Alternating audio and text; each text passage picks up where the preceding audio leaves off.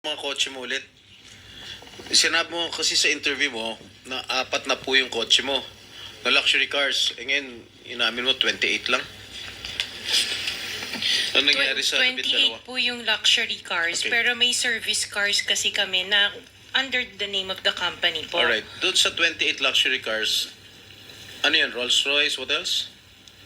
Ah, Okay, isa-isa natin. Magkano Rolls Royce? Kano bili mo sa Rolls Royce? I am not familiar. Oh, come kung ano on. yun.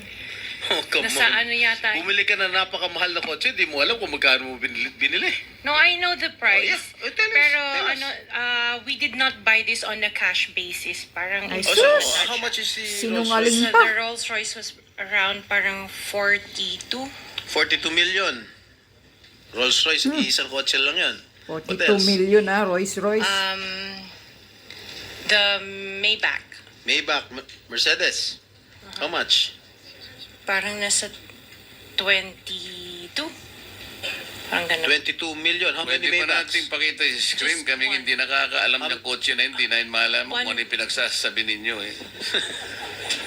Kayo siguro nagkakaintindihan kayo pero kami ni Senator Erwin hindi kami masyadong para malaman namin ano ba itsura ng pinag-uusapan Maybach is natin. Mercedes, right? Oh, ilan ang Maybach mo?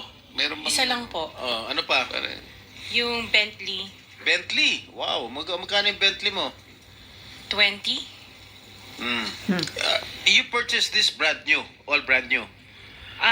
Yes po. All right. Ilang Bentley? Isa lang Oh, po. what else? Yung G63. What is that? G63. G63 ano 'yun? Benz. Mercedes. Benz G63 is that a sports car? Hindi po. G-Wagon. Wagon. Oh, how G-Wagon. much is it? Parang nasa 20 din yata. Ha? 20 din yata. 20 million. One vehicle only? Oh, what else? Yung Cadillac po. What kind of Cadillac? Yung SUV. Escalade? Yes. Oh, magkano? Parang yan. Mga 11 yata po yun. Bulletproof? No. Isa lang. One white, one black. Oh, dalawa. Both at 11 million each. Yung isa 8. Yung black. Long wheelbase? Yes po. What else? Yung GMC. What is this GMC? Denali. SUV rin to. Yes po. Oh, how many? Dalawa. Dalawa rin. How much each? Parang nasa 11 din yata siya eh. 11 million each. What else? Yung Suburban. Suburban. Ilan? Isa lang po. Pero I bought that here. Oh, Local. Bakit itong mga sinasabi mo? Sabi mo, binili mo sa local dealer dito. Oo, local dealer. Oh. Ay, ibig sabihin, importer. Pero this one sa casa binili yung Suburban po. Oh, magkano? Parang nasa 3 lang yata siya nun. 3 million? Oo. Brand new?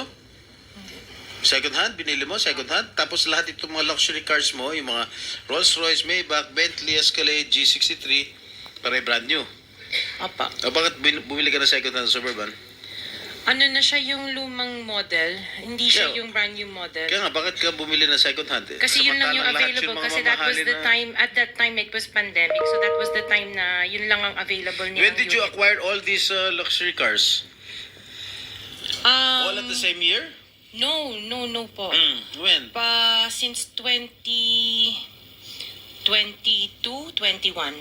2022. May 2021 pa po. 2021. So ilang beses ka bumili ng kotse sa isang taon? Minsan sa Grabe. isang taon, isa. Or kaya minsan tatlo yung iba. Luxury. Opo. Kailan ka natuwa roon sa payong ng Rolls Royce?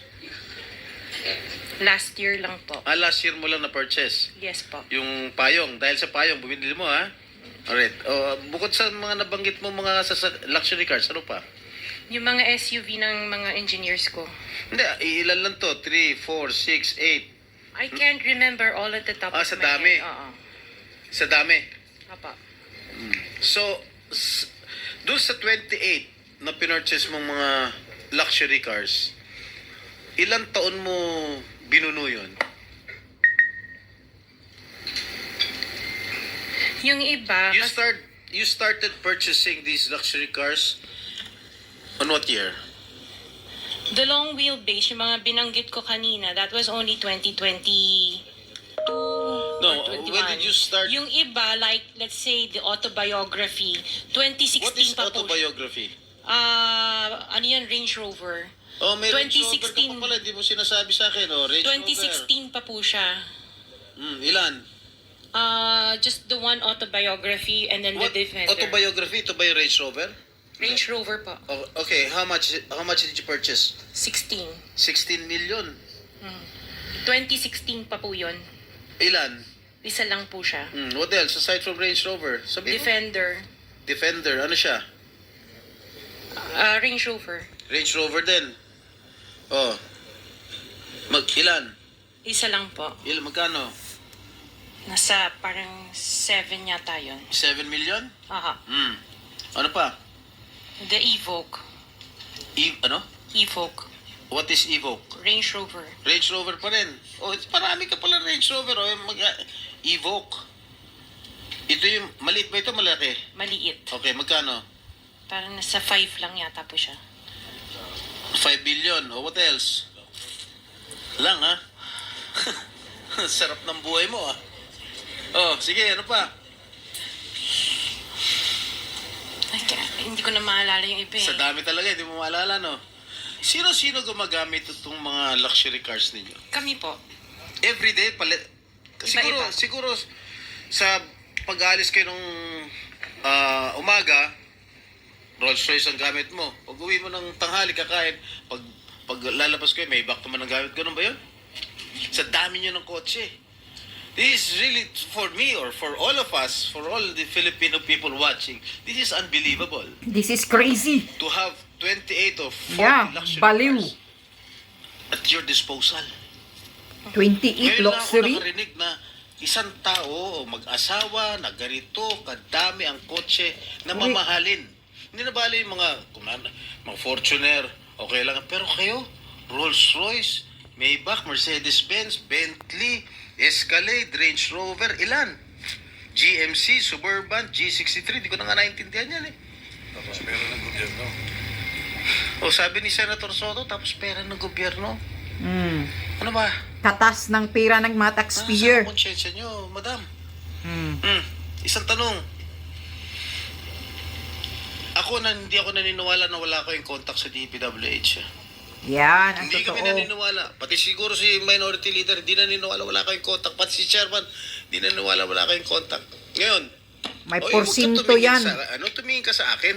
Wala naman nagtatanong dyan. Sino ba tinitignan mo dyan? Oh, magkano binibigay mong porsyento o advance Yan. sa DPWH. DPWH para mabigyan ka ng proyekto? Yes. Yan, ang totoo.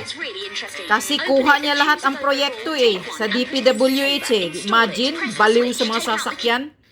Napakadami, 40. 28 Wala ang po ako luxury. binibigyan sa DPWH po. Sinungaling ka pa. Pakita ko sulat sa'yo. Mami ka na. Wala po ako talaga.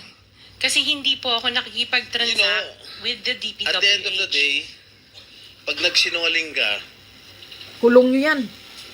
ipapakita ko yung sulat. Minino mo. Di ba umabot hanggang 40%? Yan, 40%. Wala po ako, sa DPWH, wala po akong Sige. kausap talaga. Mga district Sige, I will engineer. take your word for it. Pagka meron ako nilabas sa'yo mamaya, okay? Mag-isip-isip ka. Hindi ako nagbibiro.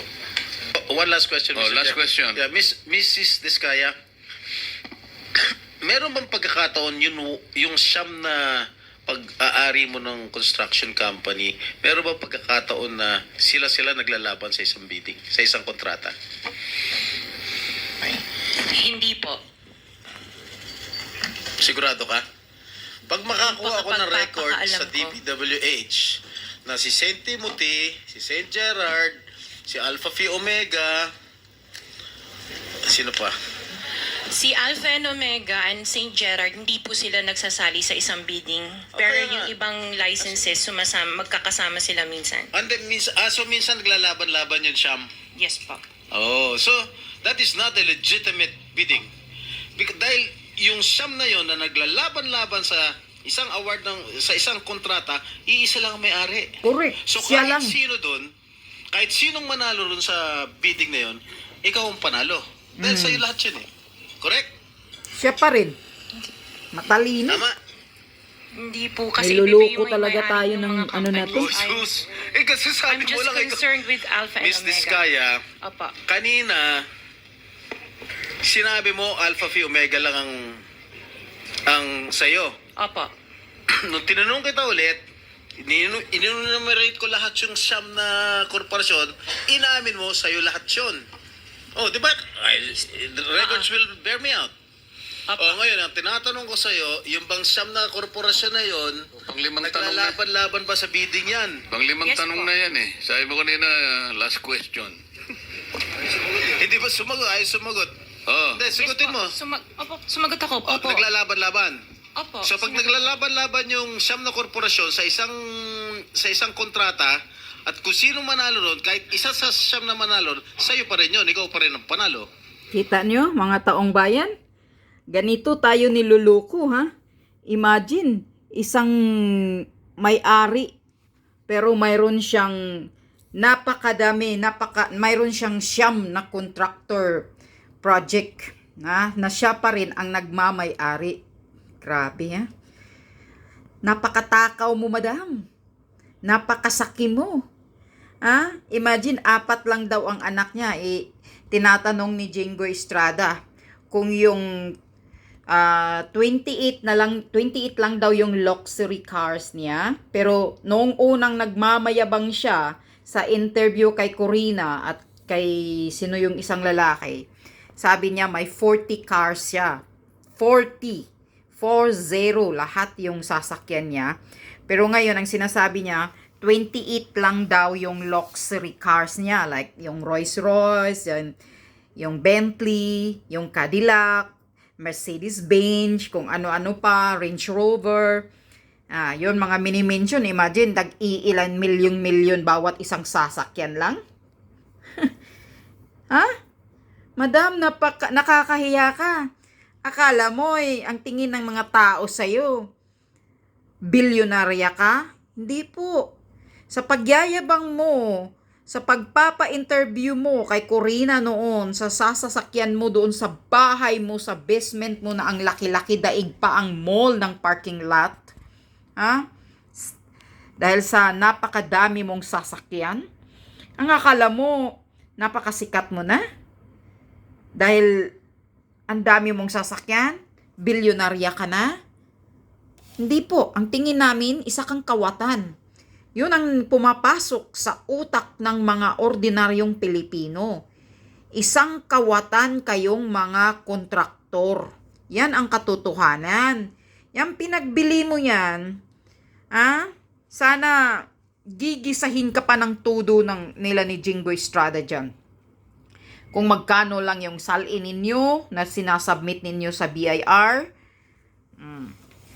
Di ka ba nahihiya, madam? Akala mo feeling na mayaman ka na?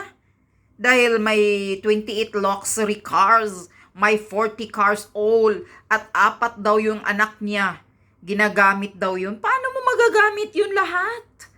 Kahit yung 28 na luxury cars, paano mo yun maisa-isa magamit sa isang araw? Napakayabang mo. Sakim. Ang tawag doon sa taong mga ganito ay yung paranoid. Mga paranoid kayo. Dahil easy money ang dating sa kamay ninyo. Hindi nyo pinaghihirapan ang pera. Hindi nyo pinagtratrabahuan. Maniniwala ba kami na yung pinagbili mo dyan sa mga luxury cars mo ay galing sa sariling sahod ninyo or income ninyo? Huwag mo kaming gaguhin. Dahil yan, sinasabi na ni Jingo Estrada, nagbibiding, sinasali mo lahat yung siyam mong companies. Naglaban-laban ang siyam, pero ikaw lang din ang may-ari ng siyam na companies na yan. O ano yan? Hindi ba niyang panggagago sa mga Pilipino? At yung DPWH ay isa ding gago. Alam niya na yung siyam na kontraktor na nagbibiding kuno ay ito lang Diskaya family ang may-ari. Pero pinapasali pa rin yan. Talagang nakapanggigil mga taong bayan. Talagang pag that's why minsan hindi muna ako nagre-relax muna ako, hindi ako kasi nakapanggigil talaga itong gobyernong bangag ngayon. Puro bangag. Ginagago ang mga tao, whereas ang daming proyekto niya nationwide. Ito lang isang may-ari, may siyam na kumpanya, na kontraktor. Hawak niya lahat. Itong Diskaya family. Hawak niya lahat kung saan-saan yung mga proyekto na iaano sa kanya ng DPWH. Sabi ni Senator Jinggoy, 40% daw yung ibinibigay porsyento sa DPWH. So magkano? Grabe. Nakapanggigil. Ang sarap ninyong tisurin. Mga yawa kayo. Pero anong nangyayari? Binabaha ang buong Pilipinas. Halos malapit nang aanurin ang buong bansang Pilipinas. Tapon sa dagat. Ano ang resulta sa mga proyekto mo, madam? Maayos ba? Bakit binabaha? Yung mga proyektong pag ini-inspection yung mga project dyan na ginagawang pangkumplementong substandard, walang mga bakal, karamihan, puro buhangin, walang grabing panluloko talaga.